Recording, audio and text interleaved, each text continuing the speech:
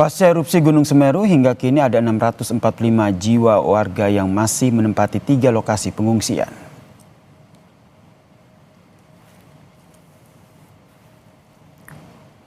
Visual udara ini, saudara, menggambarkan dampak letusan Semeru yang terjadi pada 19 November lalu. Sejumlah rumah warga mengalami kerusakan parah, sebagian diantaranya rata dengan tanah.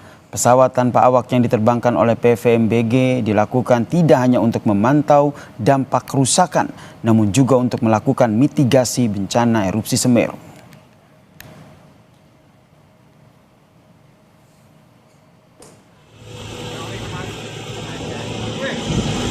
Upaya pembersihan material vulkanik pasca letusan Gunung Semeru terus dilakukan petugas gabungan Kabupaten Lumajang. Endapan abu vulkanik tebal mulai dibersihkan dengan menggunakan satu alat berat.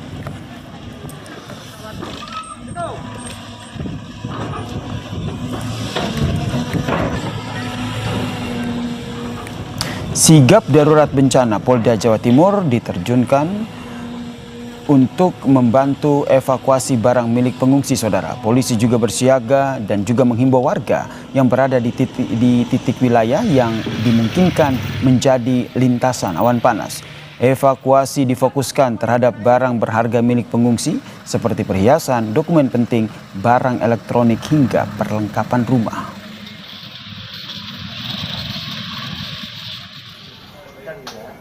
Bantuan kemanusiaan untuk korban erupsi Gunung Semeru di Lumajang, Jawa Timur terus mengalir. Mulai dari polisi, TNI hingga utusan khusus presiden, saudara. Bantuan diberikan kepada para korban terdampak erupsi yang berada di SMP Negeri 2 Pronojiwo dan juga SD Negeri Supit Urang 4. Bantuan berupa sembako, kebutuhan balita, pakaian, serta alas tidur ini, saudara, diberikan melalui utusan khusus presiden bidang pariwisata Zita Anjani bersama dengan Polda Jawa Timur.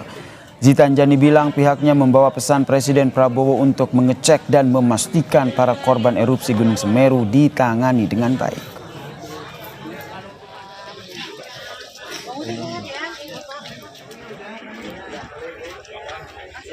Merupakan perhatian khusus dari Bapak Presiden, sehingga instruksinya harus ditangani dengan cepat, tepat, dan juga tuntas.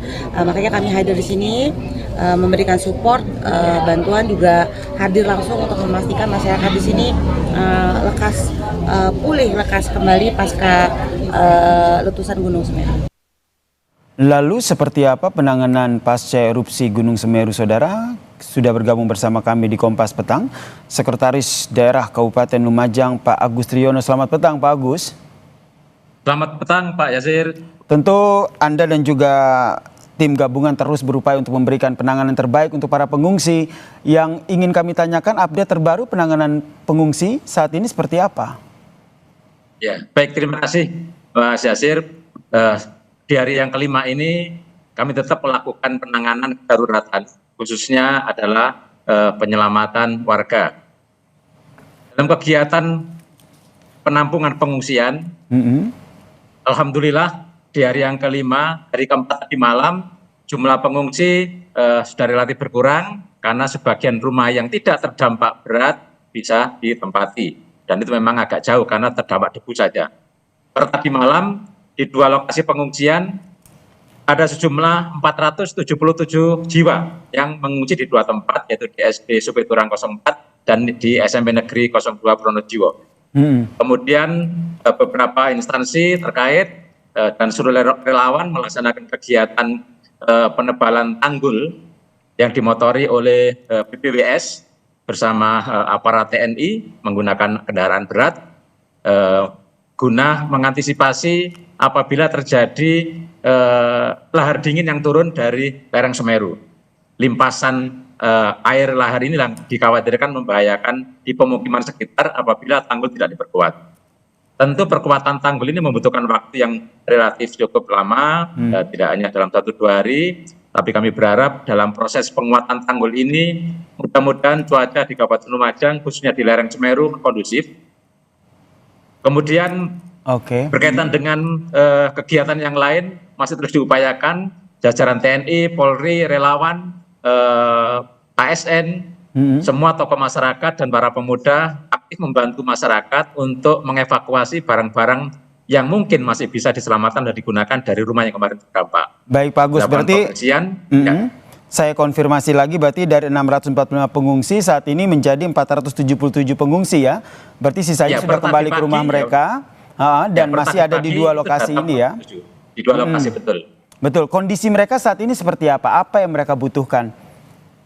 Ya, sebagaimana di tempat pengungsian, tentu untuk kebutuhan dasar pengungsian sudah dilayani dengan baik, kebutuhan makan, obat-obatan, kemudian kebutuhan untuk bermalam, itu tentu menjadi kebutuhan dasar selama di pengungsian, sampai dengan hari ini terus bisa dicukupi. Untuk kebutuhan-kebutuhan yang lain, sementara ini masih kami kumpulkan, kami kami simpan di gudang logistik, dan nanti akan kami berikan ketika mereka sebagian besar yang bisa kembali ke rumah hunian tetap yang sudah dibangunkan pemerintah pusat di tahun 2021 yang lalu, bisa ditempati. Nanti logistik bantuan akan kami serahkan ke mereka ketika sudah kembali ke rumah huntap yang berada di Desa Sumbermujur, Kecamatan Candipuro. Dan untuk kebutuhan di Bagus, kemudian ini kita juga punya visual udara begitu tampak bagaimana dampak dari erupsi Gunung Semeru ini yang saat ini kami tayangkan begitu. Ini sudah ada datanya tidak Pak Agus? Berapa jumlah rumah yang rusak dan kemungkinan besar tidak akan bisa ditinggali lagi oleh warga? Ya, perlu kami sampaikan kepada seluruh penonton setia Kompas Petang bahwa area tersebut sebagian besar adalah dampak erupsi 4 Desember 2020. Kemudian bangunan-bangunan yang nampak itu tidak seluruhnya kemarin adalah bangunan utuh. Ya, kita tahu bersama bahwa Semeru hampir tiap tahun, mulai tahun 2020, 4 Desember 2020, kemudian berulang lagi 4 Desember 2021, kemudian di tahun 2022, juga terus berulang setiap tahun di bulan Desember. Di tahun ini lebih awal 19 November. Jadi visualisasi yang nampak itu adalah tidak seluruhnya bangunan hunian. Lagi tidak seluruhnya bangunan hunian. Banyak bangunan-bangunan itu kemarin terdampak di 2020, kemudian warga yang terdampak 2020 sejumlah hampir 1.900 kepala keluarga sudah dibangunkan rumah hunian tetap oleh pemerintah pusat bertempat di Desa Sumbermujur.